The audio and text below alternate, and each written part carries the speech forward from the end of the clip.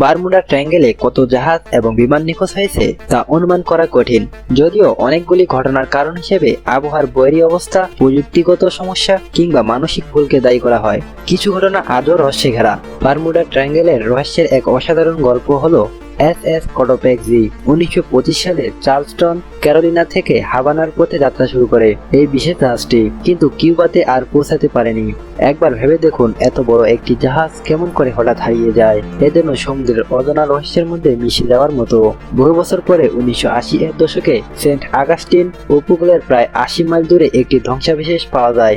অনেকেই মনে করেছিলেন এটি এসএস কোটোপেক্সি এর অবশেষ, কিন্তু বিশেষজ্ঞরা নিশ্চিত হতে পারেননি যে এটি কিসের ধ্বংসাবশেষ। তাই একে বেয়ার রেক নামে অভিহিত করা হয়। অবশেষে মেরিন বায়োলজিস্টদের পরিশ্রমের ফলে প্রায় এক শতাব্দী পর জানুয়ারি 2020 এ এটি নিশ্চিত হয় যে ধ্বংসাবশেষটি ছিল নিখোঁজ জাহাজ এসএস কোটোপেক্সি।